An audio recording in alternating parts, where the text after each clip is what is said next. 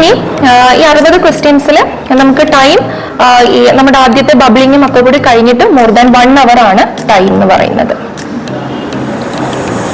ഇനി നിങ്ങൾ എന്തൊക്കെ കാര്യങ്ങളാണ് എക്സാം എഴുതാൻ പോകുന്നതിന് മുന്നേ പോയിന്റ്സ് ടു റിമെമ്പർ, എന്തൊക്കെ കാര്യങ്ങൾ നിങ്ങൾ ഓർത്ത് വെക്കണം. ഫസ്റ്റ് നിങ്ങൾക്ക് അറിയാം ഇൻസ്ട്രക്ഷൻസ്, നിങ്ങൾക്ക് എല്ലാവർക്കും അഡ്മിഷൻ കാർഡ്സ് വന്നിട്ടുണ്ടാകും. കൃത്യമായിട്ട് ഇൻസ്ട്രക്ഷൻസ് ഇംഗ്ലീഷിലും കന്നഡയിലും കൊടുത്തിട്ടുണ്ട്. നിങ്ങൾ കൃത്യമായിട്ട് ഇൻസ്ട്രക്ഷൻസ് വായിച്ച് മനസ്സിലാക്കണം. അതിൽ മെയിൻ തിങ് എന്ന് പറഞ്ഞാൽ നിങ്ങൾക്ക് അറിയാം എന്തായിരിക്കും, അഡ്മിഷൻ ടിക്കറ്റ്സ് പ്ലസ് നിങ്ങളുടെ ഒരു വാലിഡ് ആയിട്ടുള്ള ഒരു ID പ്രൂഫ്. അത് ഏതൊക്കെയാണെന്ന് ഇവിടെ കൊടുത്തിട്ടുണ്ട്.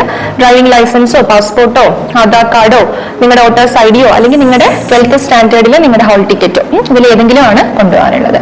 അതുപോലെ തന്നെ നിങ്ങൾക്ക് യൂസ് ചെയ്യേണ്ടത് ബ്ലൂ അല്ലെങ്കിൽ ബ്ലാക്ക് ബോൾ പെൻസ് ആണ് യൂസ് ചെയ്യാനുള്ളത്. ഇനി നമ്മൾ ഒരു OMR ഷീറ്റിനകത്ത് നിങ്ങൾ എങ്ങനെയാണ് ബബിൾ ചെയ്യുക എന്നുള്ളത് ഞാൻ പറഞ്ഞുതരാം. ഫസ്റ്റ് തിങ് നിങ്ങൾക്ക് അതിനകത്ത് തന്നെ നിങ്ങളുടെ നെയിം കറക്റ്റ് ആയിട്ട് നിങ്ങളുടെ നെയിം കൊടുക്കണം. സ്ക്രീനിൽ നിങ്ങൾക്ക് കാണുന്നത് ഒരു പ്രാക്ടീസ് കോപ്പിയാണ്. അതായത് നിങ്ങളുടെ അഡ്മിഷൻ കാർഡ്സിൽ ഈ ഒരു OMRന്റെ ഒരു സാമ്പിൾ ഷീറ്റ് ഉണ്ട്. നിങ്ങൾക്ക് പ്രാക്ടീസ് ചെയ്ത് നോക്കാൻ വേണ്ടിയിട്ടാണ്. ഇപ്പൊ മിസ്റ്റേക്സ് ഒന്നും ഇല്ലാതെ നിങ്ങൾക്ക് അവിടെ കറക്റ്റ് ആയിട്ട് കോളംസ് ഒക്കെ ബബിൾ ചെയ്യാൻ വേണ്ടിയിട്ടാണ്. അപ്പൊ ഇത് ഞാനിപ്പോ എങ്ങനെയാന്നുള്ളത് ജസ്റ്റ് ഒന്ന് പറഞ്ഞു തരാം. ഫസ്റ്റ് നിങ്ങൾക്ക് കാണാൻ പറ്റും name of the candidates. First കോളത്തിൽ ഇൻസ്ട്രക്ഷൻസ് ഉണ്ട്. ഇൻസ്ട്രക്ഷൻസ് ഒക്കെ വായിച്ച് മനസ്സിലാക്കുക. അതിനുശേഷം first name of the candidates in block letters. Block letters means capital ലെറ്റേഴ്സിൽ നിങ്ങൾ നെയിം എഴുതുക. Then CET number, that means your register number. Register number ചെയ്യുമ്പോൾ നിങ്ങൾ കറക്റ്റ് ആയിട്ട് ആദ്യം നമ്പർ പെൻ വെച്ച് എഴുതിയതിന് ശേഷം താഴേക്ക് വന്നിട്ട് കറക്റ്റ് ആയിട്ട് ബബിൾ ചെയ്യണം. ഇപ്പൊ അത് ബബിൾ ചെയ്യുമ്പോഴത്തേക്ക് ഞാനൊരു ടിപ്പ് പറയാം. നിങ്ങൾ ഡയറക്റ്റ് 1 അല്ലെങ്കിൽ 1 3 5 ഇതാണ് നമ്പർ എന്നുണ്ടെങ്കിൽ നിങ്ങളിപ്പോ ഫസ്റ്റ് ബബിൾ ചെയ്യുമ്പോൾ 1 ഒരു ഡോട്ട് ഇടുക, പിന്നെ 3 ഒരു ഡോട്ട് ഇടുക, അതുപോലെ 1 വീണ്ടും 1 ഒരു ഡോട്ട് ഇടുക. എന്നിട്ട് കറക്റ്റ് ആണോ എന്ന് നോക്കിയതിന് ശേഷം അത് ഫുൾ കംപ്ലീറ്റ് ആയിട്ട് കവർ ചെയ്യുക. അപ്പൊ അതിലിവിടെ നിങ്ങൾക്ക് ഇൻകറക്റ്റ് മെത്തേഡ്സ് എന്ന് പറഞ്ഞിട്ട് കറക്റ്റ് മെത്തേഡ് കാണിച്ചിട്ടുണ്ട്. കറക്റ്റ് മെത്തേഡ് എന്ന് പറയുമ്പോൾ അതിനകത്ത് കറക്റ്റ് ആയിട്ട് ഈ ഒരു സർക്കിളിന്റെ ഉള്ളിൽ തന്നെ നിൽക്കുന്ന രീതിയിൽ ബബിൾ ചെയ്ത്, ഇത് ഹാഫ് ആയിട്ടോ അല്ലെങ്കിൽ ഇത് ക്രോസ് ആയിട്ടോ അല്ലെങ്കിൽ ഇത് ഇങ്ങനെ ടിക്ക് ആയിട്ടോ ഡോട്ട് ആയിട്ടോ സെമി ഹാഫ് ആയിട്ടോ ഒന്നും ചെയ്യാൻ പാടില്ല. കറക്റ്റ് ആയിട്ട് തന്നെ ബബിൾ ചെയ്യണം.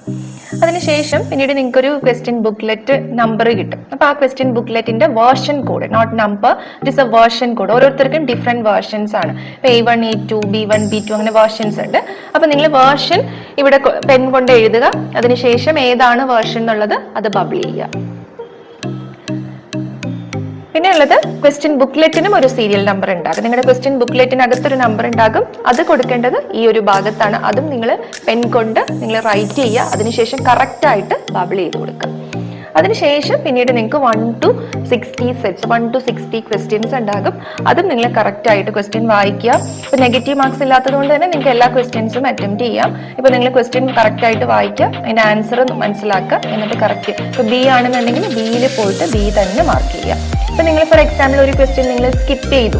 അപ്പൊ അങ്ങനെയാണെങ്കിൽ 3ാമത്തെ ക്വസ്റ്റ്യൻ നിങ്ങൾ സ്കിപ്പ് ചെയ്തു. അപ്പൊ അറിയാണ്ട് ചിലപ്പോൾ 4ാമത്തതിന്റെ ആൻസർ 3ലേക്കൊക്കെ ചെയ്യാൻ ചാൻസ് ഉണ്ട്. അപ്പൊ അതൊക്കെ വളരെ ശ്രദ്ധിച്ച് വേണം നിങ്ങൾ ഈ ഒരു ഷീറ്റ് ബബിൾ ചെയ്യാനായിട്ട്. നിങ്ങൾക്കറിയാം KCET എക്സാമിന് ഇനി വളരെ കുറച്ച് ദിവസങ്ങളാണുള്ളത്. അപ്പൊ നിങ്ങൾ നല്ല രീതിയിൽ പ്രാക്ടീസ് ചെയ്തിട്ടുണ്ടെങ്കിൽ അല്ലെങ്കിൽ നല്ല രീതിയിൽ പഠിച്ചിട്ടുണ്ടെങ്കിൽ നിങ്ങൾക്ക് മെറിറ്റിൽ തന്നെ നിങ്ങൾക്ക് അഡ്മിഷൻ കിട്ടാൻ ചാൻസ് ഉണ്ട്. അപ്പൊ അതിനായിട്ട് DNA academy of health care studies നിങ്ങൾക്ക് ഒരു free course, that is for mock test practice ആണ് അല്ലെങ്കിൽ ടെസ്റ്റ് പ്രാക്ടീസ് ആണ്. ക്വസ്റ്റ്യൻസ് ഫിസിക്സ് കെമിസ്ട്രി ബയോളജി ക്വസ്റ്റ്യൻസിന്റെ ഒരു പ്രാക്ടീസ് സെഷൻ നിങ്ങൾക്ക് ഫ്രീ ആയിട്ട് ടോട്ടലി ഫ്രീ ആയിട്ട് നിങ്ങൾക്ക് പ്രൊവൈഡ് ചെയ്യും. അതിൽ ജോയിൻ ചെയ്യാനും എക്സാം സപ്പോർട്ടിനും അതുപോലെ കർണാടകയിലെ മികച്ച കോളേജസിൽ നിങ്ങൾക്ക് അഡ്മിഷൻ ലഭിക്കുന്നതിനുമായിട്ട് സ്ക്രീനിൽ കാണുന്ന ഈ നമ്പറിൽ കോൺടാക്ട് ചെയ്യുക.